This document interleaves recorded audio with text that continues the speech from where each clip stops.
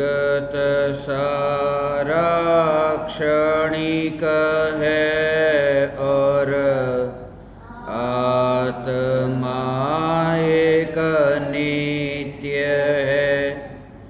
आत्मा का अनुभव बस एकमात्र नित्य है।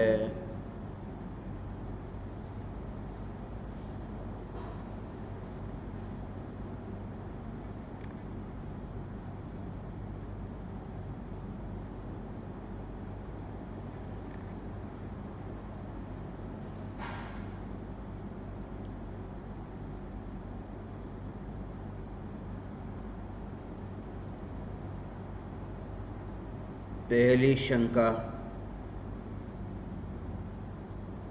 पूज्य गुरु जी, आपको मेरा कोटि कोटि वंदन। पहला, द्रव्य दृष्टि दृढ़ता हुई है, फिर भी पर्याय में रागादि भाव हो जाता है। करना नहीं है तो क्या पुरुषार्थ करे? निश्चय और व्यवहार का बैलेंस कैसे करें? आप मार्गदर्शन दीजिए। निर्मला पुनातर, मुंबई।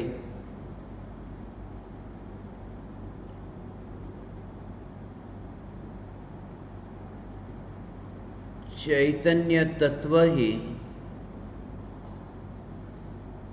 शुद्धात्म द्रव्य है, दृष्टि का विषय है, एकत्व का विषय है, मैंपना स्थापित करने का विषय है। द्रव्य दृष्टि दृढ़ हुई है, थोड़ी और दृढ़ हो, फिर और दृढ़ हो, फिर और दृढ़ हो, इसका नाम द्रव्य दृष्टि नहीं है। इसलिए ये जो भ्रम हो रहा है कि द्रव्य दृष्टि दृढ़ हुई है, वह द्रव्य दृष्टि नहीं है। वह गुरु के मुख से सुना हुआ या शास्त्रों में पढ़ा हुआ उसी का बार बार विचार है, उसी का अलग अलग पदार्थों में घटित कर तत्व विचार है। और उस तत्व विचार में ऐसी दृढ़ता आई है, उस तत्व विचार को द्रव्य की दृढ़ता या द्रव्य दृष्टि की दृढ़ता नहीं मान लेना चाहिए, क्योंकि द्रव्य दृष्टि सम्यक दृष्टि है और सम्यक दृष्टि में थोड़ी दृढ़ हो, थोड़ी और दृढ़ हो, ऐसी उत्तरोत्तर वृद्धि नहीं होती है। ये जो तत्व विचार होता है, उन तत्व विचारों में तत्व विचार के काल में तत्व विचार पर भी जोर नहीं और तत्व विचार होता रहे।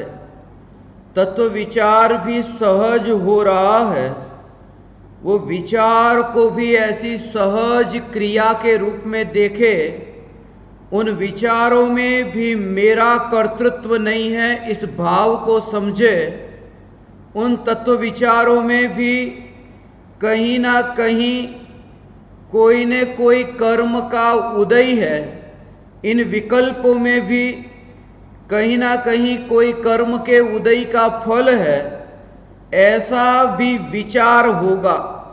मगर इन विचारों के काल में विचारों पर जोर न देते हुए वह जो अनादि अनंत ध्रुव चैतन्य सत्ता, सत्ता यही मैं हूँ, अनादि अनंत विकल्पों की यात्रा में फिर जैसे ही तुम्हारा जोर चैतन्य सत्ता पर आया, अनंत विकल्प हुए।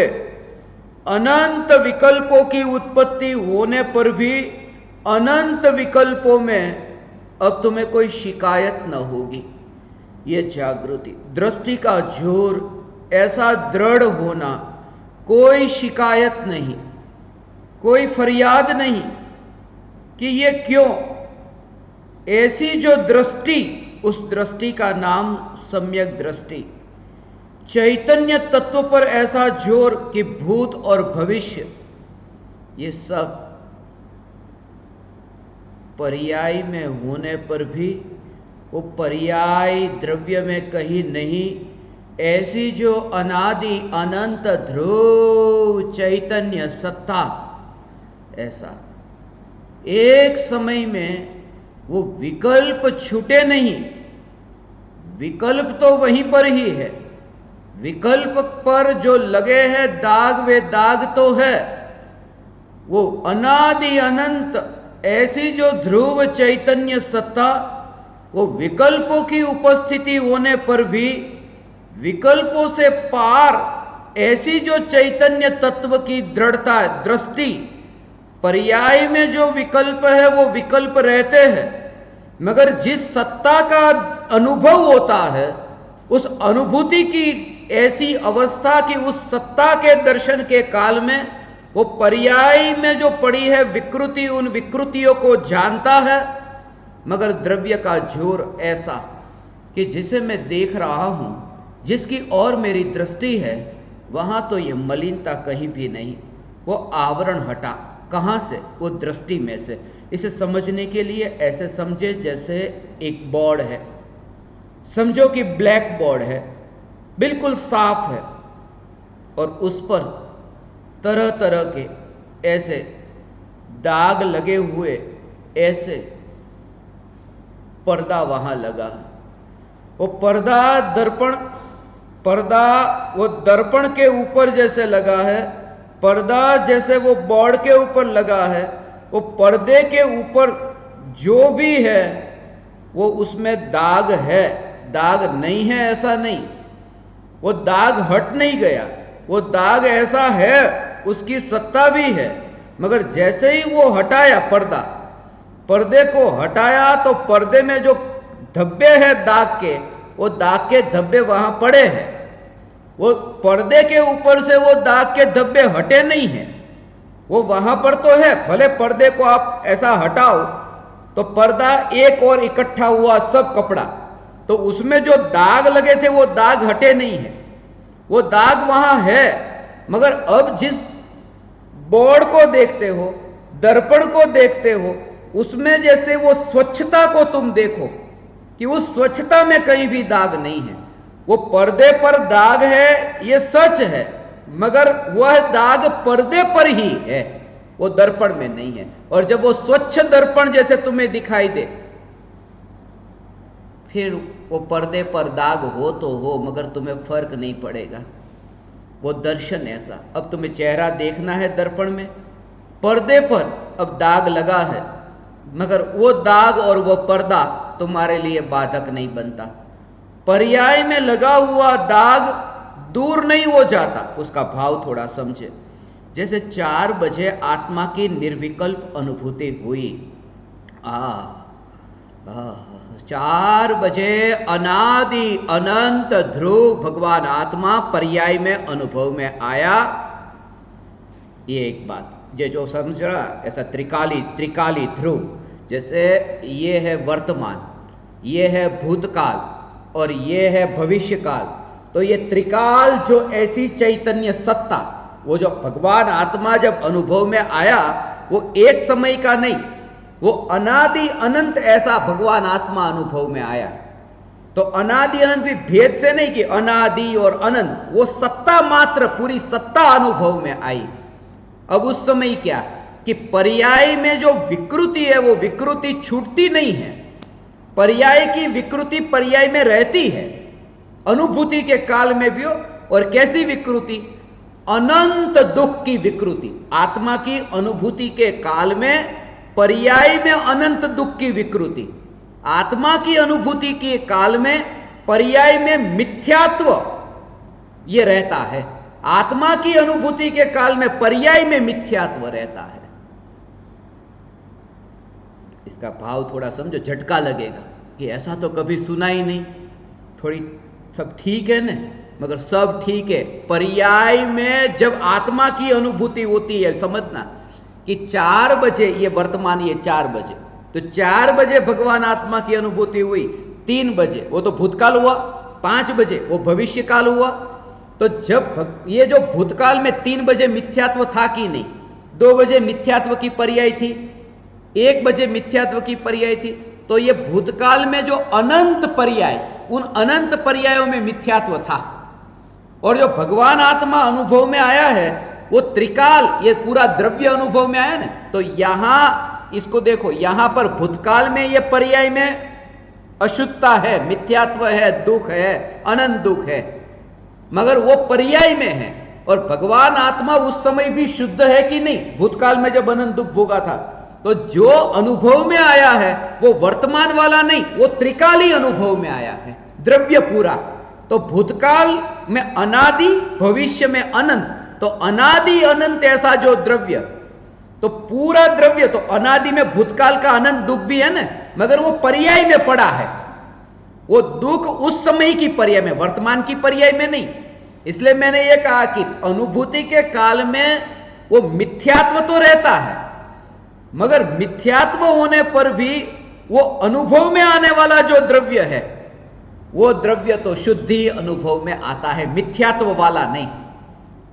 वरना क्या होता कि सिद्ध भगवान को अभी शुद्ध आत्मा ऐसी जो अनुभूति हो रही है, तो भूतकाल में संसार था कि नहीं पर्याय में, मगर भूतकाल की पर्याय में संसार था, भूतकाल में त्रिकाली ध्रुव द्रव्य भी था, मगर अनादि अनंत, भूतकाल से लेकर भविष्य, ऐसा अनादि अनंत एक द्रव्य जो अनुभव में आया, उसमें भूतकाल की पर्याय में अनंत विकृति पड़ी थी, मगर उससे कोई फर्क नहीं पड़ता, वो द्रव्य की अनुभूति होती है तब। उसका कारण क्या? क्योंकि पर्याय में जब भगवान आत्मा अनुभव में आता है, तो पर्याय में पर्याय की अनुभूति नहीं, पर्याय में भूतकाल के स्मरण की भी अनुभूति नहीं। ये क्या होता है, ये सुनो थोड़ा। आत्मा की निर्विकल्प अनुभूति के काल में, जैसे तुम जब चिंतन करते हो, विचार करते हो, तब क्या होता है कि मैं भगवान आत्मा हूं, मैं शरीर नहीं हूं। उस समय जो होता है ना, उस समय ये विचार जो है, उन विचारों में कहीं ना कहीं वो स्मरण है, वो याद है। जैसे बेटे को देखा और फिर बेटे की याद आई, ऐसे ही ये प्रवचन को सुना, शास्त्र को पढ़ा, उसका ही स्मरण है। जो विचार चल रहा है ना कि मैं भगवान आत्मा हूं, मैं शुद्ध हूं, राग मेरा स्वरूप नहीं है, वो भूतकाल में सुना हुआ उसका स्मरण है। वो भगवान आत्मा की अनुभूति नहीं है, वो शब्दों का स्मरण है, वो शब्दों का स्मरण है, वो ज्ञान में ताजा हो रहा है सब। कैसे भी विचारो और अनुभूति होती है, तब भूतकाल का तो वो सुना हुआ स्मरण में आया ना, अनुभूति के काल में तो अनादि अनंत एक द्रव्य अनुभव में आता है, उसका स्मरण के साथ में कोई संबंध नहीं है। क्योंकि स्मरण तो उसका हो जिसे भूतकाल में जाना और फिर याद आया। भगवान आत्मा को तो जाना ही नहीं, तो स्मरण क्या, उसका तो प्रत्यक्ष दर्शन होता है अनुभूति के काल में, ऐसा। इसलिए जो द्रव्य दृष्टि का भाव, ये बोर्ड है, वो बोर्ड ऐसे दिखता नहीं था कि अरे ये तो काले धब्बे वाला, इस पर कुछ लिखा ही नहीं जा सकता, मगर जैसे ही पर्दा हटा कि अरे इसमें तो लिखा जा सकता है। अब पर्दे पर दाग हो तो हो, मगर वो पर्दा जो है, वो पर्दे के पीछे वो बोर्ड है, वो पहले भी साफ था, अभी पर्दा हटने के बाद में साफ हुआ ऐसा नहीं है। वो अनादि अनंत शुद्धता, वर्तमान की, ये बात समझना, वर्तमान की पर्याय में मिथ्यात्व नहीं है, 4 बजे की पर्याय में मिथ्यात्व नहीं है, मगर 3 बजे की पर्याय में मिथ्यात्व था, 2 बजे की पर्याय में मिथ्यात्व था। तो वर्तमान में 4 बजे की पर्याय में मिथ्यात्व नहीं है, इस वजह से भगवान आत्मा शुद्ध अनुभव में आता। तो फिर त्रिकाली शुद्ध कैसे अनुभव में आया? वो त्रिकाल शुद्ध अनुभव में आया ना, वो त्रिकाल शुद्ध का अर्थ कि भूतकाल की अशुद्धता भी, वो भूतकाल का जो द्रव्य होता नहीं ऐसा द्रव्य में भेद, ये समझाने के लिए कि भूतकाल का जो द्रव्य, उस द्रव्य में भी वो मलिनता नहीं मिली थी, इसलिए वर्तमान की पर्याय में त्रिकाल शुद्ध अनुभव में आया है ऐसा। और यहां तक ये तो भूतकाल की बात हुई, ऐसे ही भविष्य में भी अनंत काल के लिए वो जब अनुभव में है ना कि अब मैं अमर हूं, तो भविष्य की जो अनंत पर्याय, सिद्ध पर्याय की बात, अब मोक्ष होगा तो अनंत सिद्ध पर्याय, उसका भी व्यय है ना, प्रति समय पर्याय का उत्पाद व्यय। मगर अनुभव में आया तो मैं मरने वाला, मैं मरने वाला, मैं मरने वाला, ऐसा नहीं। भूतकाल में मैं मिथ्यात्व वाला, ऐसा नहीं। और भविष्य में मैं सिद्ध पर्याय वाला, मरने वाला, ऐसा नहीं। अनुभव में तो वो आया अनादि अनंत एक, जिसमें मलिनता भी नहीं और जिसमें जन्म मरण भी नहीं, ऐसा एक ध्रुव। वो एक समय की पर्याय में ये अनुभव होता है, ऐसा ये ध्रुव, ये ध्रुव का भाव, वो ध्रुव वो डिगा नहीं, इसलिए वो पर्याय में विकृति है। इसलिए गुरुदेव को पूछते कि पर्याय में तो राग है न, ऐसा पर्याय में तो राग है न, तो ये वाक्य कैसा लगता है? फिर ये कहते पर्याय में तो राग है, वो तो की जगह ही लगा दो बस, पर्याय में तो राग है न। फिर कहते पर्याय में ही राग है न, द्रव्य में नहीं है।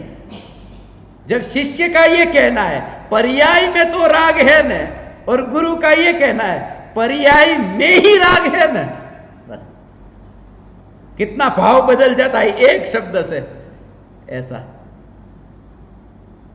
बहुत जिज्ञासा, शंका ऐसी है, इन्हें कोई शास्त्र का ऐसा ज्ञान नहीं है। मैं इन्हें जानता हूं, अभी गोमट सार की गाथा पूछूंगा तो इन्हें नहीं आती, मगर इनकी जो जिज्ञासा है कि द्रव्य दृष्टि दृढ़ता हुई है, फिर भी पर्याय में रागादि भाव हो जाता है। द्रव्य दृष्टि होने पर पर्याय में राग का भाव ज्ञानी को भी होता है। आपको तो द्रव्य दृष्टि नहीं हुई है और राग का भाव हो रहा है, जिन्हें तो द्रव्य दृष्टि हुई है उन्हें भी राग का भाव होता है। करना नहीं है तो क्या पुरुषार्थ करें? बस यही कि रागादि भाव पर्याय में ही है न, ये विचार कर द्रव्य पर जोर, जितना द्रव्य पर जोर होगा निश्चिंता रहेगी। पर्याय का जन्म है, पर्याय की मृत्यु है, मगर जब वो दृष्टि में आया ऐसा शुद्ध पर्याय पर्याय पर्याय पर्याय, उसमें द्रव्य की ऐसी शुद्धता, ये द्रव्य की शुद्धता, ये द्रव्य की ऐसी शुद्धता कि चैतन्य तत्व एक समय की पर्याय में अनुभव में आने वाला, और पर्याय उस द्रव्य के प्रति पूरी तरह से ऐसे समर्पित,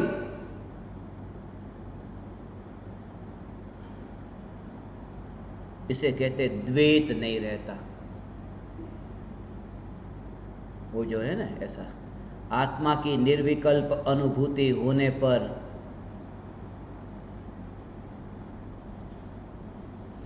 नयों की लक्ष्मी उदित ही नहीं होती, प्रमाण अस्त को प्राप्त हो जाते हैं, निक्षेप का समुदाय तो कहाँ चला जाता है पता नहीं, अधिक क्या कहे द्वैत ही प्रतिभासित नहीं होता। वो द्वैत का मतलब सामने दो आत्मा नहीं, पर्याय और द्रव्य का भेद ही वहां मिट जाता है, ऐसा वो द्रव्य का जोर है, ऐसा वहां पर जीवन की शुरुआत हुई उस पर्याय से लेकर, क्योंकि उससे पहले तो वो द्रव्य का जीवन जाना ही नहीं था, इसलिए जीवन की शुरुआत हुई। वो जन्म जो हुआ, मां के गर्भ से जो जन्म हुआ, वो जन्म नहीं, वो जीवन नहीं, असली जीवन की शुरुआत यहां से, वो चैतन्य जीवन, जिस समय की पर्याय में जीवन का अनुभव हुआ। इसलिए जन्म होते ही जीवन नहीं मिल जाता, जन्म होते ही जीवन की संभावना मिलती है, एक अवसर मिलता है। जन्म मिला कि एक अवसर मिला, और यदि यह अवसर का उपयोग नहीं हुआ तो मुर्दे की भांति ही जिए। भले कहते थे जिए, मगर मुर्दे की भांति। वो मुर्दा सूफी फकीर मुझे स्मरण में आया। इब्राहिम उसका नाम था। गजब का फकीर। उसके जीवन की बहुत सी बातें मुझे अच्छी लगती है। जब भी लोग उसे पूछते, रास्ते पर गांव के बाहर बैठता, फकीर कोई पूछे हमें बस्ती की ओर जाना है, बस्ती कहां है, और वो इशारा करता दूसरी ओर जहां शमशान होता। लोग जाते शमशान की ओर और आकर के गाली देते। एक साधारण व्यक्ति भी इतना झूठ नहीं बोलता, और तू तो फकीर होकर इतना झूठ बोलता है। और लोगों को उम्मीद नहीं थी उनसे कि वो इतना झूठ बोले। जितने लोगों ने पूछा बस्ती कहां, कि शमशान। और कोई पूछे कि शमशान कहां, तो गांव की ओर इशारा करता कि ये शमशान। फिर किसी ने पूछ लिया ऐसा झूठ क्यों कहते हो? बोले झूठ नहीं, मुझे पता ही नहीं रहता जब मैं ये बोलता हूं, ठिकाना नहीं है सब, दिमाग ठीक है तो अरे हाँ ठीक है, मगर मुझे ऐसा ही लगता है कि शमशान में जाकर जो बस गए वो बस गए, फिर वो कभी हटते ही नहीं वहां से। इसलिए शमशान में जाने के बाद कोई हटते नहीं, इसलिए वो बस्ती है। बस गए सो बस गए। और यहां जो है वो मुर्दे हैं सब, क्योंकि जिन्हें जीवन का पता ही नहीं, इसलिए गांव नहीं है, वो शमशान है, वो बस्ती नहीं है। और शमशान वो शमशान नहीं, वो बस्ती है। जो बस गया वो बस गया। द्रव्य की अनुभूति के लिए पर्याय द्रव्य से अभेद हो, उसके लिए सिर्फ ये राग का भाव छूटता क्यों नहीं, इसकी पकड़ छोड़नी पड़ेगी। राग के भाव को नहीं, राग के भाव की पकड़ को। और यात्रा तुम्हारी आगे की तरफ हो रही है। फिर तुम्हें किसी को पूछना ना पड़ेगा, फिर मतदान की जरूरत न पड़ेगी। अग्नि का स्वभाव उष्ण है, उसके लिए गांव में पंचायत इकट्ठी करो, मतदान करो कि अग्नि गर्म है, जरूरत नहीं है, स्वभाव है। अनुभूति हुई ज्ञानी का स्वभाव कि प्रति समय जागृति, फिर किसी से मोहर लगाने की जरूरत नहीं, अपनी ही श्रद्धा की मोहर अपने पर लगी कि सफल हुआ। मगर ये पकड़ छोड़नी पड़ेगी। और पकड़ का सीधा भाव, यदि तुम्हें यात्रा करनी है पूर्ण की, तुम्हें यात्रा करनी है चैतन्य सागर की, तो ये जो पर्याय का प्रवाह है, ये जो नदी बह रही है, ये जो ज्ञान की गंगा बह रही है, जो चैतन्य सागर की ओर जाए, तो एक पकड़ तो छोड़नी ही पड़ेगी, दोनों किनारे का मोह छोड़ना पड़ेगा। यदि वो पानी दोनों किनारे के मोह से ही अटका रहे तो वह नदी सागर में नहीं मिल सकती। ऐसे ही राग और द्वेष के विकल्प की पकड़ रही तो ये ज्ञान की जो धारा बहती है वो चैतन्य सागर में मिलकर नहीं रह सकती, ये अटकना होता है। वहां तो नदी बहती है, वो भी प्रेरणा देती है कि तुम सीखो, हम नहीं अटकते किनारे पर, मिटना जरूरी है। मिटने का अर्थ एक तो राग और द्वेष की पकड़ से छुटकारा, और फिर मैं पर्याय उससे छुटकारा। वो मिटने की तैयारी, पर्याय के मिटने की तैयारी हो कि द्रव्य का दर्शन हो, बूंद को मिटने की तैयारी हो। जब बूंद मिटने को तैयार होती है तब वो सागर बनती है, वरना सागर कैसे हो? जैसे ही बूंद सागर में मिली, कहां खो गई पता नहीं, मगर वो सागर में मिली। ऐसे ही पर्याय द्रव्य में जब मिलती है, अभेद होती है, तब ये विकल्प ही नहीं कि कहां पर्याय। द्रव्य दृष्टि का भाव ये है, द्रव्य दृष्टि। और इस द्रव्य दृष्टि के लिए राग की अनित्यता और राग की अनित्यता, दोनों की अनित्यता का बोध इतना भरा हो। इसलिए मैं बार बार कहता हूं, नित्य पर जोर कम देता हूं, क्षणिक के बोध पर अधिक।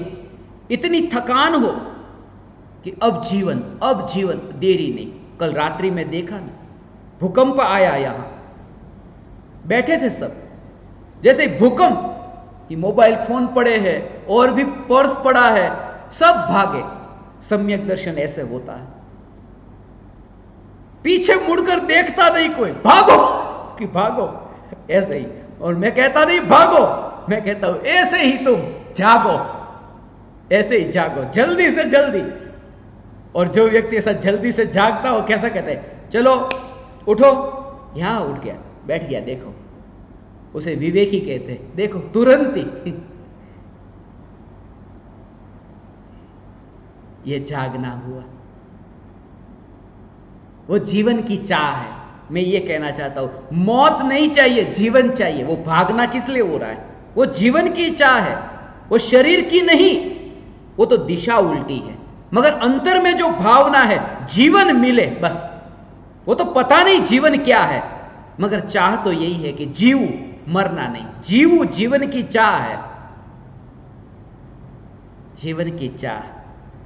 इसी वजह से तो मनुष्य की यह हालत, जीवन की चाह, क्षणिक के बोध से, राख और राग के बोध से इतना भरा हो। राख में हाथ लगाए, पता चले कुछ भी हाथ ना आया। राख में हाथ लगाए, अंगारे भी जलते मिलेंगे, और जलते अंगारे में भी हाथ डालना। जो जलन होगी उससे पाठ सीखना। राख में ही अंगारे होते हैं, राख में अंगारे होते। जब भी मैं राख में अंगारे को देखता, यही मुझे विचार आता, राख में अंगारे है। ऐसे ही इस राख में भी राग का अंगारा है। आ राखनी अंदर એ રાગનો વિકાર પણ છે। राख में ही अंगारे है। राख को व्यर्थ जाना और अंगारे को बोध हुआ ऐसा इतना दुखदायक जाना। राख को दुखदायक नहीं जाना, राख को असार जाना और अंगारे को दुखदायक जाना। राख में हाथ डाला और राख और राग, मगर दोनों में कि इसमें सार नहीं है। फिर राख हो या फिर अंगारा हो, दूर रहने में सार है और यहां दूर रहना नहीं है, दूर हूं ये स्वीकार करना है। ये क्षणिक का बोध, ये जीवन की प्राप्ति इसलिए हुई है, ये स्वरूप की, ये जीवन की अनुभूति के लिए जीवन। मगर वो पता नहीं रहता, उसकी जागृति, वो भूल जाते हैं। सुनते समय याद रहता है, बाद में भूल जाते हैं। इसलिए इन्होंने पूछा क्या पुरुषार्थ करें? जितना हो सके सत्संग में रहो। ऐसे व्यक्तियों से बचो कि जहां तुम्हें व्यर्थ के विवाद और व्यर्थ के विखवाद और व्यर्थ के विकल्प की जाल में फंसना होता है। बचो। मैं ये नहीं कहूंगा जहां है वहां डुबकी लगाओ। मैं अब तुमसे ये कहता हूं, ये निर्मला पुनातर का जो प्रश्न है उनके लिए खास कहता हूं, बचना तुम ऐसे व्यक्तियों से नजर में सामने रखो, वरना लक्ष्य भूल जाओगे, पता ही नहीं चलेगा। एक तो पर्याय दृष्टि, उसमें भी स्वरूप का कोई बोध नहीं और उसमें भी क्षणिक का कोई बोध नहीं, उसमें भी पूर्व के ऐसे कोई दृढ़ संस्कार नहीं। अवसर मिला, उसमें भी कहीं ना कहीं कीचड़ में फंस जाने की पूरी संभावना। इसलिए बचना ऐसे व्यक्तियों से, ऐसी घटनाओं से, ऐसे संजोग से बचने का प्रयास करें। और सत्संग इसी के बल पर बार बार ये सत्संग में कि बस घटना घटेगी फिर उसको घटित करना कि ये द्रव्य, ये पर्याय, मैं द्रव्य हूं तो यहां कहां मिला, इन विकल्पों में कहां मिला। और जिसकी रुचि है वही होगा, वही रुचि होती है, वह जीव पाता है। रुचि है वही पाता है, पर्याय की रुचि है, मिथ्यात्व को पाता है। द्रव्य की रुचि है, सम्यक्त्व को पाता है। जैसी रुचि है, शुद्ध माने वो शुद्धता को पाता है, अशुद्ध माने वो अशुद्धता को पाता है। समय सार में कहा, जीवन का पता ही नहीं, भूल जाते हैं। ये भूलने से बचने के लिए सत्संग। मुझे एक घटना अभी स्मरण में आई। विष्णु की कहानी है, पढ़ने में आती थी। थोड़े समय से भूतकाल की, बचपन की कहानियां ज्यादा स्मरण में आ रही हैं।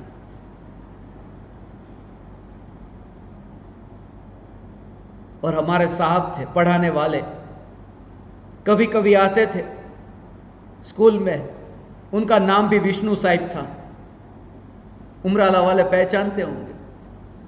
वो हमेशा विष्णु की कहानी कहते थे और ये कहानी मुझे पक्की याद रह गई। नारद विष्णु की बहुत सेवा करते हैं, भक्ति करते हैं। नारद जी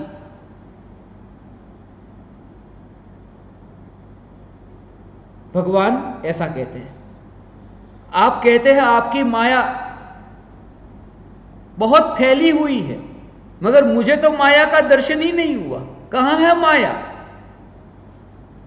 ले माया का पता नहीं, जहां देखो वहां मेरी तो माया है। बोले अच्छा, मगर मुझे क्यों नहीं दिखाई देती? दिखाई देगी। विष्णु ने नारद से कहा एक काम करो, मुझे अभी प्यास लगी है, पानी लेके आ जा। पानी लेने भेजा, नदी बहती थी, नदी में पानी लेने के लिए गया। कमंडल था,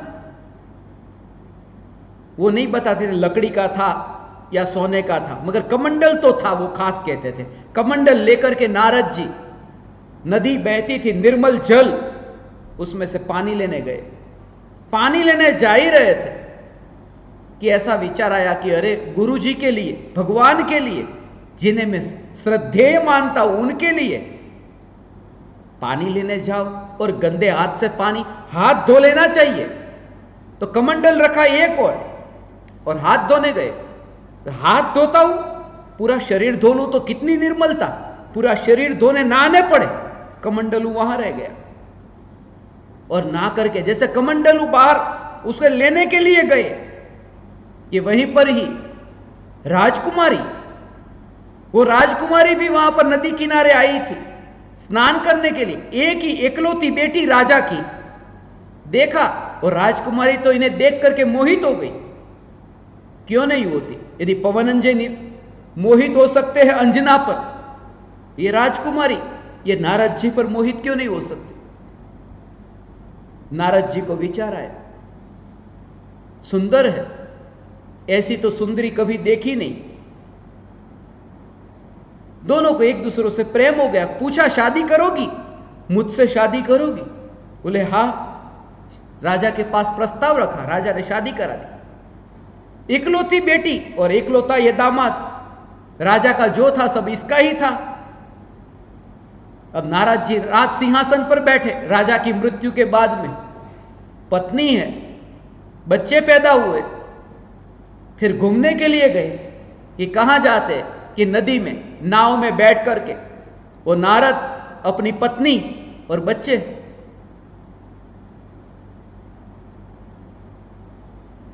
नदी में बाढ़ आई, पत्नी तो बह गई, मर गई, रहे बच्चे। बड़ी मुश्किल से बच्चों को लेकर के किनारे पर आए नारद। भूखे प्यासे क्या खिलाए बच्चे को? मर गए बच्चे भी, तड़पते तड़पते मरे। नारद जी अब सोच रहे अब क्या करें, कुछ भी तो नहीं। तभी चलते चलते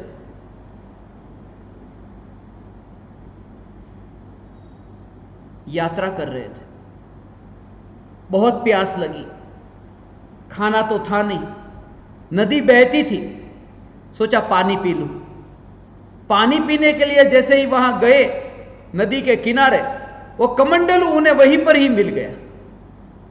और वहां पर विष्णु भी थे, और विष्णु ने नारद से कहा, कुछ याद आया?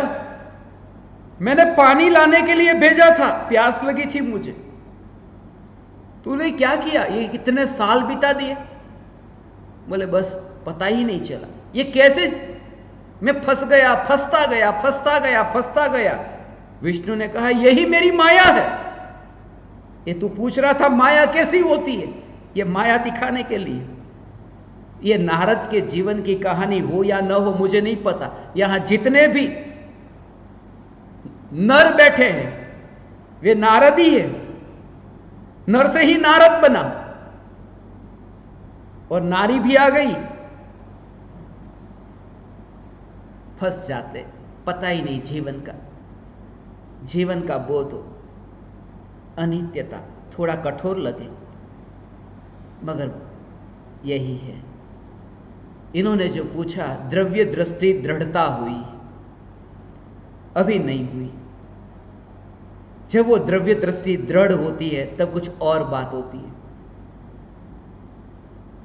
दृष्टि पूरी ऐसी बदल गई है। सेंट फ्रांसिस हुआ, वो हमेशा वृक्षों को भाई कहता था, मछलियों को बहन कहता था। मैं ये नहीं कहता सम्यक दृष्टि वृक्षों को भाई कहे, मछलियों को बहन कहे, मगर ये पक्का है कि सम्यक दृष्टि वृक्ष को देखे तो मजबूर परमात्मा ये पेड़ में फंसा, अभी यहां ये माया में फंसा। मजबूर परमात्मा इस पड़ोसन के साथ कहां, ये मछली के साथ में, ये मजबूर परमात्मा कहां। और देखा परमात्मा, प्रत्येक आत्मा में ऐसी दृष्टि, फिर भेद न दिखे। द्रव्य दृष्टि इसका नाम है। द्रव्य दृष्टि दृढ़ होना, सम्यक दृष्टि होना। सम्यक दृष्टि ऐसा दृढ़, मैं चैतन्य तत्व ही हूं, ऐसा।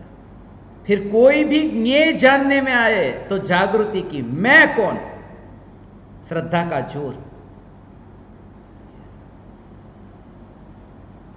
मोक्ष चाहिए, मोक्ष सुंदर है, मोक्ष से महान कोई महल नहीं, मिट्टी के महल महल नहीं, मोक्ष का महल ही महल। यहां जो ज्ञान दीपक महल नाम दिया, ज्ञान दीपक महल, वो तो मिट्टी का महल। अभी भूकंप आया कि बाहर जाके देखना पड़ा गिरा कि नहीं गिरा। ये मिट्टी का महल, मोक्ष महल ही सच्चा महल है। सम्यक दृष्टि ये नहीं मानता। सम्यक दृष्टि ये मानता है चैतन्य महल महल है, मोक्ष महल नहीं। इसको कहते पर्याय दृष्टि छूटना, द्रव्य दृष्टि होना। मोक्ष महल भी पर्याय। और ऐसी दृढ़ता कोई लोभ दे, लालच कि तुम्हें मोक्ष चाहिए, मैं चैतन्य, ऐसा अंतर में जोर। मुझे एक घटना अभी स्मरण में आई। राशन की दुकान पर उमराला में बहुत जाते, बाकी दुकानों पर महंगा मिलता, राशन की दुकान पर सस्ता अनाज मिलता, डिस्काउंट के साथ में। राशन कार्ड लेके जाना, अब तो पता नहीं वो राशन कार्ड भी रहे नहीं रहे, मगर वो दुकान पर ले जाते थे। एक बूढ़ी महिला भी थी जिनके पास तो राशन की दुकान से खरीदने के भी पैसे नहीं थे, मगर उसे ईश्वर पर बहुत श्रद्धा थी। ईश्वर की माला करती। मैं तुम्हें श्रद्धा कहता हूं, श्रद्धा, ईश्वर पर बहुत श्रद्धा थी।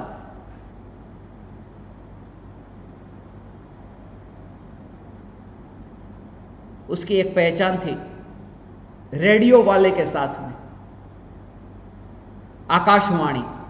तो उसने आकाशवाणी वाले उनको कहा कि आप सब जगह जाकर के इंटरव्यू लेते हैं, मेरी भी कुछ हालत ऐसी है,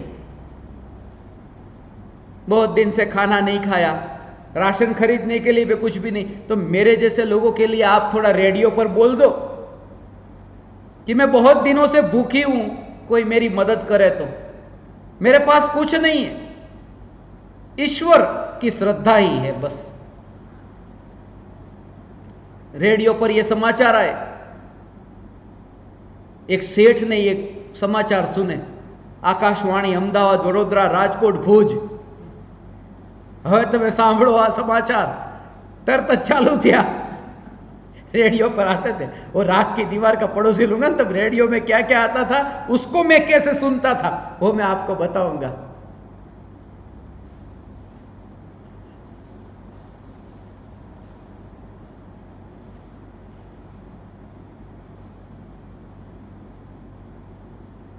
अहमदाबाद, वडोदरा, राजकोट, भुज, कृपालु देव का कच्छ में जाना, वो भुज, राजकोट में देर छोड़ना, वो राजकोट, इधर जाने से पहले वो अहमदाबाद, नडियाद के पहले बड़ौदा, ये सबका अहमदाबाद, वडोदरा, राजकोट, भुज का जो कनेक्शन है ना, वो कभी मैं बताऊंगा। वो आकाशवाणी सुनकर के कृपालु देव को कैसे घटित करता था।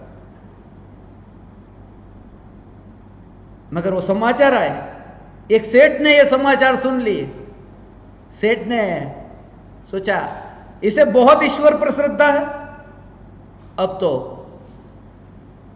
एक आदमी को बुलाया, ले जाइए थोड़े गेहूं, चावल, और उस बूढ़ी के घर पे जा,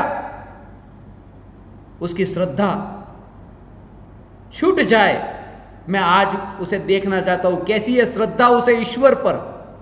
उसे बोलना ये अनाज के दाने शैतान ने भेजे हैं, तो ईश्वर पर से श्रद्धा हट जाए और शैतान में श्रद्धा जागृत हो जाए। और वो आदमी गया अनाज लेकर के उस बूढ़ी के वहां कि लो। बोले कहां से आए? कि मैं तो अपना नाम नहीं बताऊं क्योंकि ये भेजा किसी और ने है। बोले किसने भेजा? बोले शैतान ने भेजा है, ये अनाज के दाने शैतान ने भेजे। बूढ़ी महिला तो ईश्वर ईश्वर ईश्वर। बोले अरे शैतान ने भेजा है। बोले मेरा ईश्वर कितना महान है कि ईश्वर की बात को शैतान भी मानता है और ये सब इंतजाम करवाता है, मगर ईश्वर ने, ये ईश्वर की बात को शैतान को भी माननी पड़ी ना। मैंने तो ईश्वर से कहा था। मैं कहता हूं श्रद्धा माने कहीं पर भी फंसने की संभावना हो नहीं।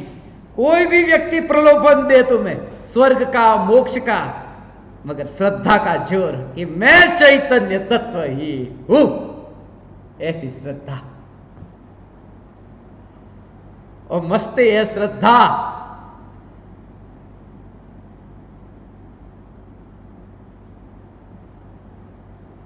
श्रद्धा के बल पर ही। आगे ये पूछा है, निश्चय और व्यवहार का बैलेंस कैसे करें? निश्चय व्यवहार पर बहुत सत्संग है, वेबसाइट पर, यूट्यूब पर बहुत शिविर हुई है। उन प्रवचनों को सुनो, उन प्रवचनों को सुनकर के फिर जो शंका होती है फिर उसे पूछेंगे तो ज़्यादा ठीक रहेगा। आगे उन्होंने पूछा है, सम्यक दृष्टि की अंतर परिणति 5 में आपने विचार और विकल्प में अंतर क्या है यह समझाया है। आज आपका फिर प्रश्न आ गया, विचार और विकल्प में क्या अंतर है? फिर भी समझने में नहीं आ रहा है तो फिर से समझाने की कृपा करें। विचार और विकल्प समझाऊंगा, जितनी बार पूछोगे उतनी बार। मेरा तो समय व्यर्थ में से बचेगा, इधर उधर की बातें करना, उससे अच्छा बस मैं विकल्प नहीं, मैं विचार नहीं, मैं चैतन्य चैतन्य चैतन्य। तुम्हारा यदि ये विचार हो जाए ना कि व्यर्थ से बचने के लिए बोले 2 बार 4 बार 8 बार जितनी बारी, मगर ये ही चलता रहे, ऐसा।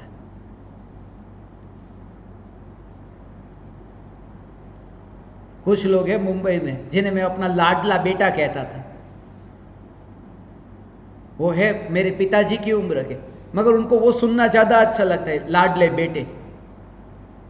और गुस्सा कभी करता, बोले करो, क्योंकि गुस्से के साथ में फिर थोड़ी देर बाद आप वो जो बोलते हो वो इतना अच्छा लगता है कि क्रोध का चैतन्य में प्रवेश नहीं है, तो वो अच्छा लगता है। वो क्रोध सहन करने को तैयार है, मगर वो यदि सुनने को मिलता है तो क्रोध भी सहन करने को तैयार है, ऐसा।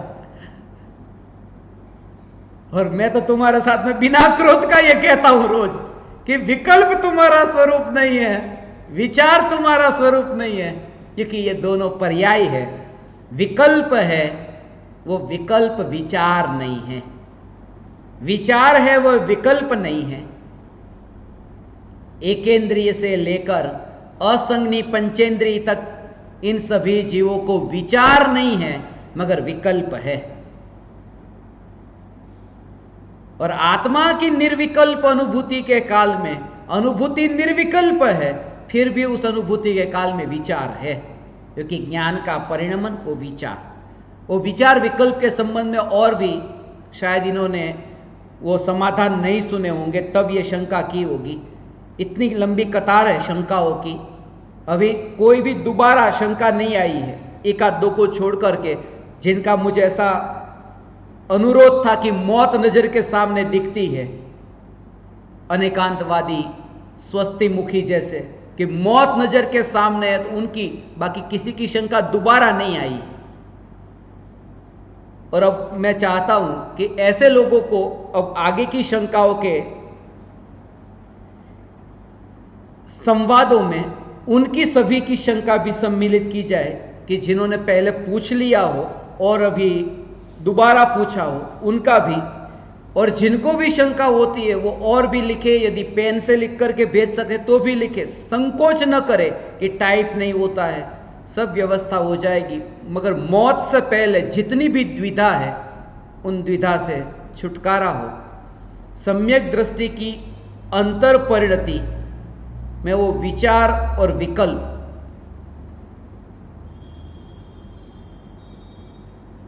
विकल्प और विचार दोनों में एक बात तो खास,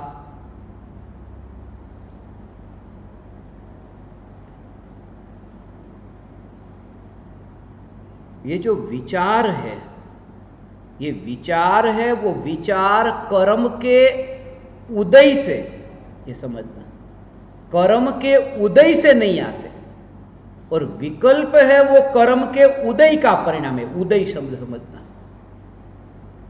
वो जो उदय, क्योंकि अनुभूति के काल में भी विचार रहते हैं ना, तो ये विचार जो है वो विचार वो कर्म के उदय का परिणाम नहीं है, वो तो पुरुषार्थ का परिणाम है। वो आत्मा का ही एक अभेद आत्मा की ओर, एक ज्ञान का प्रवाह एक आत्मा की ओर, तो वो पुरुषार्थ का परिणाम है। निर्विकल्प अनुभूति के काल में वो ज्ञान जब स्वरूप में स्थित हुआ, मगर वो जो विकल्पों की तरंगे है, ये दो बात, एक है विकल्पों की तरंगे और दूसरी भी ज्ञान की भी तरंग होती है। मगर विकल्पों की तरंग और ज्ञान की तरंग, इन दोनों तरंगों में ज्ञानी का एकत्व नहीं है। वो जो स्थिर होता है, वो जो अनुभूति के काल में ज्ञान ने जिसको जाना है, वो भगवान आत्मा को, वह ज्ञान में कोई तरंग नहीं, वो जो जानने वाला ज्ञान वो स्थिर, वो स्थिर अर्थात वो पर्याय का द्रव्य में ऐसे ढलना, उसका तरंग का मतलब समझना। एक तरंग में है उदय और एक तरंग में है क्षयोपशम, ये दोनों। तो क्रोध का भाव आया ना, क्रोध बढ़ गया, फिर क्रोध कम हुआ, तो ये क्रोध का बढ़ना घटना, तो ये है तरंग। और एक है कि अभी 1500 शास्त्र को जानता हूं, अभी एक शास्त्र को भी नहीं जानता, तो ये ज्ञान की तरंग, ये क्षयोपशम ज्ञान की तरंग। तो एक विकल्प की जो तरंग है, वो विकल्प की तरंग है, वो चारित्र मोह के उदय का परिणाम है, और ज्ञान की जो तरंगे है वो ज्ञानावरणी कर्म के क्षयोपशम का परिणाम है। वो ऐसे क्षयोपशम, इसलिए वो क्षयोपशमिक ज्ञान कहते हैं ना, कर्म के क्षयोपशम से वो ज्ञान बढ़ जाता है, वो उदय से नहीं। उदय से जितना भी ज्ञान प्रकट है ना, जैसे गुस्सा आया वो कर्म के उदय से, ऐसे ज्ञानावरणी कर्म का उदय उतना ज्यादा है, उतना ज्यादा है कि ज्ञान ज्यादा, ऐसा नहीं। ज्ञानावरणी कर्म का उदय इतना है कि ज्ञान प्रकट नहीं हो रहा है, वो ज्ञान होता नहीं है, ज्ञान अप्रकट। जैसे सूरज और बादल समझने के लिए, ये पूरा दृष्टांत घटित नहीं होता, इसलिए कि पहले से ही कह देता हूं, क्योंकि जैसे बादल है, वो बादल समझने के लिए कि 100% सूरज को नहीं ढंका, और ऐसा समझो कि 90% सूरज को ढंका है और 10% सूरज अभी दिखाई दे रहा है। तो 10% सूरज जो दिखाई दे रहा है वो बादल के कारण नहीं, बादल का अभाव है वहां, उसके कारण समझने के लिए ये बादल का अभाव। तो ऐसे वो जो 90% जो है वो कर्म का उदय का परिणाम, वो आवरण कर्म के उदय का, और आवरण न होना उसका नाम क्षयोपशम। क्षयोपशम माने आवरण हटाए उतना। तो 10% तो क्षयोपशम और 90% उदय। तो जितना क्षयोपशम होता है उसके अलावा जितना है वो उदय। मगर एक बात पक्की है कि क्षयोपशम भी पार्शियल है, 10%, 90%, 20%, 80%, 20 प्रगट है, 80 ढका है। इसलिए क्षयोपशम ये भी अधूरा है, उदय है ये भी अधूरा है। और जहां पूर्ण ज्ञान प्राप्त होता है वहां क्षयोपशम भी नहीं और उदय भी नहीं, ज्ञानावरणी कर्म का, वहां ज्ञानावरणी कर्म ही नहीं, ऐसा है। वहां क्षय है, उदय भी नहीं है और क्षयोपशम भी नहीं है, क्योंकि उदय क्षयोपशम तो पार्शियल होता है और वहां पूर्णता है, ऐसा जो क्षय से प्रकट होती है। ये निमित्त की मुख्यता से क्षय से ऐसा कहता हूं, इसका ये भाव। विचार और विकल्प जितनी बार आप सुनोगे उतनी बार नया नया सुनोगे कि विचार और विकल्प, क्योंकि इसका अंत नहीं है, विकल्प का अंत नहीं है। इसलिए नया नया नया नया नया नया विकल्प होगा, मगर विकल्प में मैं नहीं हूं, ये जागृति रही, ये जागृति का नाम धर्म है, ऐसा ये स्वरूप है भगवान आत्मा।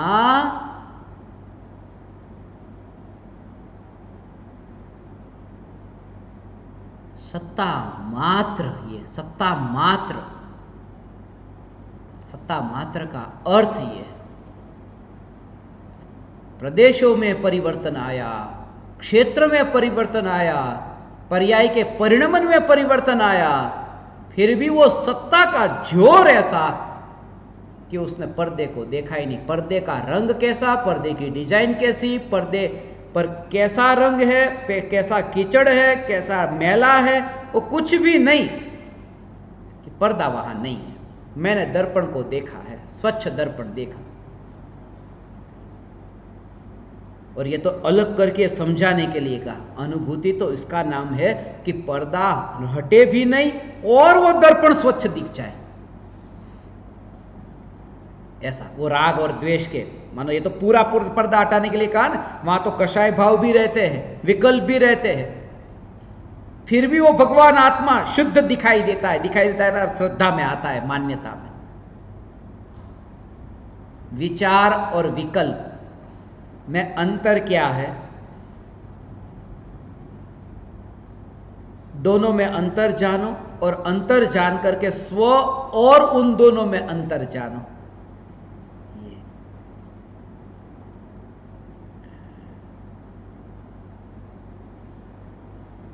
फिर भी समझने में नहीं आ रहा है, फिर से समझाने की कृपा करें।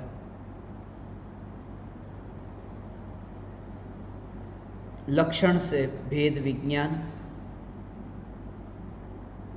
ये बोलना ये बहुत आसान है। विकल्प मेरा स्वरूप नहीं है, मगर अंतर में ये प्रति समय ये श्रद्धा,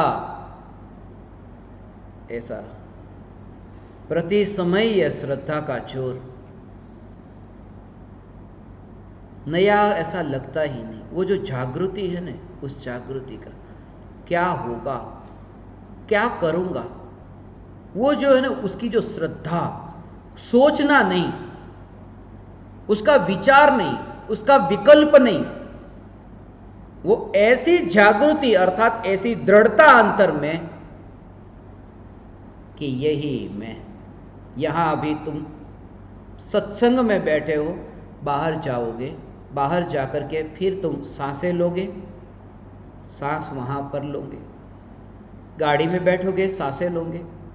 ये जो आज हवा लेवानु बार, मगर आप इसके बारे में जो जीवन के बारे में जो श्रद्धा है ना, वो श्रद्धा ऐसी है, वो विचार से न्यारी ऐसी श्रद्धा। जैसे अभी यहाँ तुम बैठे हो, तुमको पूछे कि तुम सांसें ले रहे हो, बाहर जाकर के सांस लोगे, तो आप यहाँ सांस वहाँ सांस, क्या वो तो होगा ही, सांसें लेना वहाँ होता ही रहेगा। मैं कमरे में जाऊँ सांसें लूँगा, मैं शौचालय में जाऊँ सांसें लूँगा, मैं भोजनशाला में जाऊँ सांसें लूँगा, ये सोचना नहीं। मैं जहाँ भी रहूँगा वो सांसें चलती रहेगी। ये जैसे श्रद्धा में है, ऐसे ही ज्ञानी का कि जहाँ जहाँ यहाँ से अभी मृत्यु हुई, और अगला भव 3 लोक के किसी भी प्रदेश पर कहीं पर भी ये जो ज्ञान का जानना, ये जो सांसों की तरह ये मेरा जीवन वो अनंत काल के लिए है, ऐसा श्रद्धा, ये विचार नहीं, ये श्रद्धा का जोर ऐसा है, श्रद्धा का जोर ऐसा है अनंत काल के लिए। फिर ये क्या करोगे तुम मोक्ष में जाकर के, क्या करोगे कमरे में जाकर, क्या करोगे बाहर जाके, क्या करोगे भारत में, क्या करोगे परदेश में, क्या करोगे, ये सोचा तब कभी तुमने? सोचा नहीं, मगर थोड़ी देर मुंह और नाक कोई बंद करके तो पता चलता है, अरे जिसके बारे में सोचा ही नहीं था, ये ऐसा है। इसलिए स्वरूप ऐसा है। इसलिए मैं इन राग द्वेष कषाय से छुटकारा हो ये नहीं कहता, ये कहता हूं सत्ता का बोध, स्वरूप की सत्ता का ऐसा निर्णय हो कि चैतन्य सत्ता का अब विचार नहीं करना पड़ता, अर्थात विचार के कारण मेरी ये श्रद्धा नहीं टिकी है, विचार के कारण नहीं टिकी है, वो अनुभूति प्रमाण है। जो कि विचार इससे श्रद्धा नहीं हुई। जब 4 बजे सम्यक दर्शन हुआ, श्रद्धा हुई, तब अनुभूति हुई। ये अनुभूति प्रमाण है, श्रद्धा का जन्म होता है, अनुभूति प्रमाण है। इसलिए कहीं पर भी कैसे भी करके ऐसा घटित यही कर लेना। इसलिए जो भी पंडित ऐसा कहे ना, आत्मा तो शुद्ध है, खाता पीता है नहीं, और वो बाहर निकल करके हलवा पूरी खाता हो, बाहर निकल करके इसका आचरण ही इतना नीचा हो, और वो ऐसी बातें करता हो कि आत्मा शुद्ध है, आत्मा राग से न्यारा है, ऐसा यदि वो कहता हो तो भी वो जो वचन है राग से न्यारा, उसे ग्रहण कर लेना, बाकी झंझट में मत पड़ना कहीं पर भी, वरना तुम इस जगत में सत्य को ग्रहण न कर सकोगे। ये स्वरूप की बात जहां आई उसे ग्रहण किया, बस मुझे उससे और कोई लेना देना नहीं। धन्यवाद, तुमने मुझे याद दिला दी कि ये स्वरूप ऐसा है, बस। और ऐसा एक नजरिया, वरना जहां देखोगे वहां अज्ञानी नहीं, ज्ञानी को भी देखोगे तो ऐसा लगेगा कि अरे ये क्या कर रहे हैं,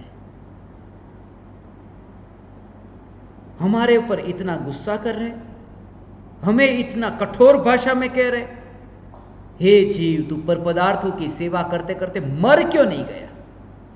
मगर मुझे खुशी उस बात की है कि तू जिंदा है। यदि तू मर गया होता तो मैं उपदेश किसको देता है ना। मगर उसके पीछे भी ये भाव है, अत्यंत करुणा। कृपालु देव जो कहते हैं ना, करुणा उपजे जोई। ये जिसने जीवन जाना, उन्हें ही मुर्दों को देख करके ऐसा लगता है अरे इनमें भी वो कमल खिल सकता था, वो कमल प्रतीक है इसका खिलने का।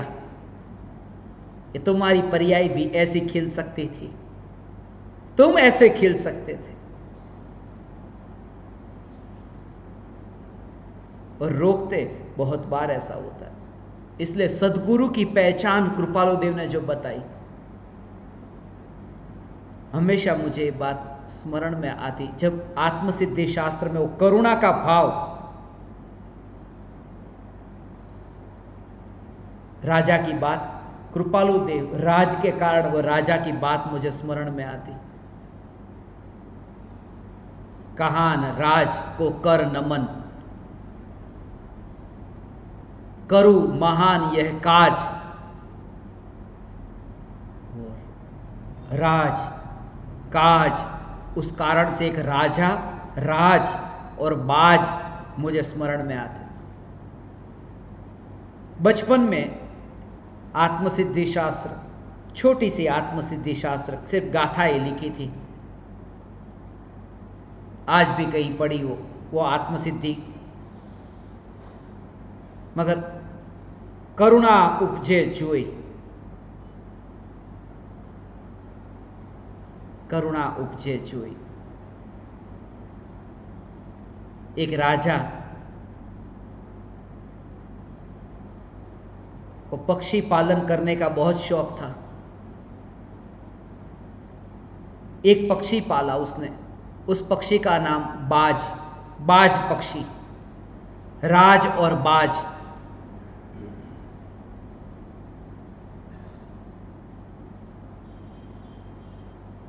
अपने साथ में पक्षी को लेके जाता राजा, जहां पर भी जाता बाज को लेकर के राज निकलता। सबको पता था कि इतना प्यारा है,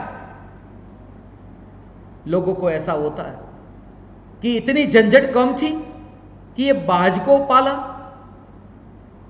कुछ लोग ऐसा करते, घर वाले का तो कोई ख्याल नहीं, कुत्ते को पाल लेते।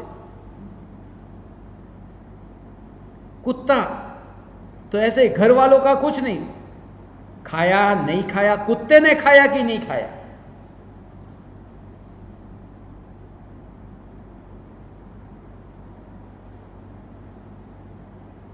बाज को यहां पर कंधे पर ही रखते।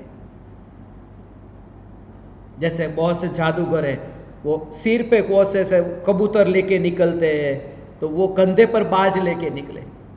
शिकार के लिए निकला राजा, अब जंगल में गया,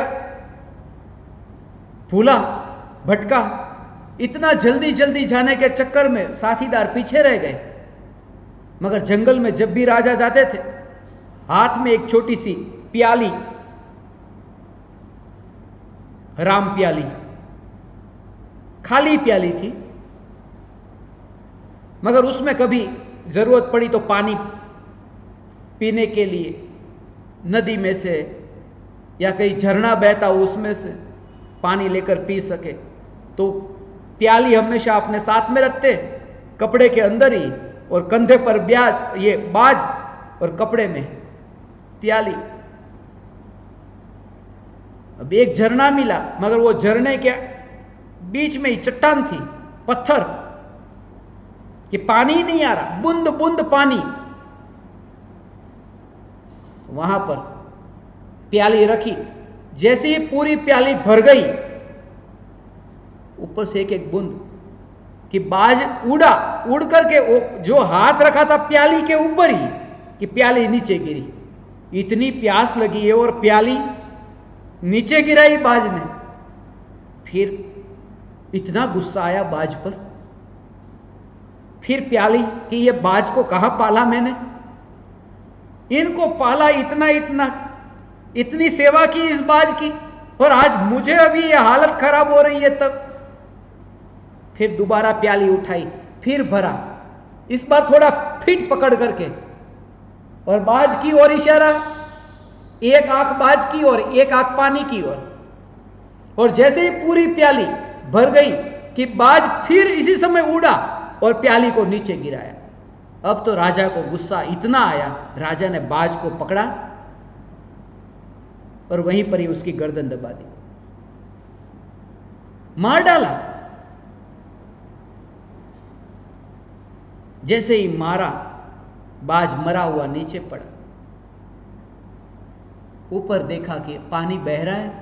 अब ऊपर जो देखा कि पता चला, जहां से पानी टपक रहा था वहां पर मरा हुआ सांप भी था, जो लटक रहा था, मरा हुआ सांप। और बाज ने वो देखा था कि मेरा राजा मर न जाए, उसका जहर इस पानी के अंदर मिला है, इसलिए वो पानी की प्याली को नीचे गिरा दिया, जहर न पी ले राजा।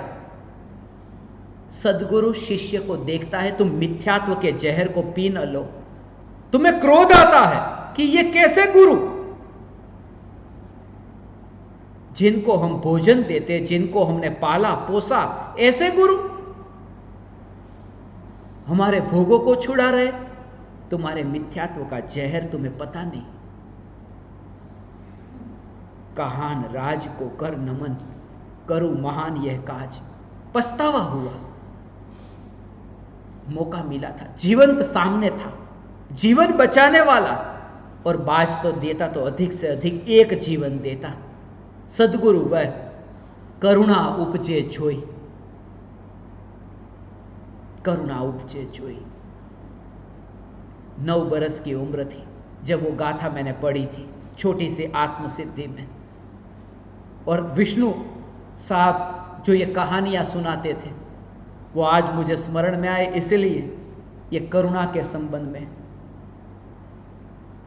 हे ज्ञान दीपक, अपूर्ण जाने बिना, पूरी तरह से समझे बिना गला मत घोट देना। जो भी किया होगा उसके पीछे कुछ कारण होगा, जो भी कहा होगा उसके पीछे कारण होगा। इसलिए ज्ञानी के लिए, ज्ञानी का कोई वाक्य झूठा नहीं हो सकता और अज्ञानी का कोई वाक्य सच्चा नहीं हो सकता। इसलिए क्योंकि ज्ञानी का प्रत्येक वचन द्रव्य श्रुत है, श्रुत ज्ञान से निकला हुआ वह वचन, इसलिए प्रत्येक वचन सत्य है। और अज्ञानी का मिथ्या ज्ञान, इसलिए प्रत्येक वचन कुश्रुत है, श्रुत ज्ञान नहीं है। कोई न कोई अपेक्षा होगी, कोई न कोई दृष्टिकोण होगा उस वाक्य में।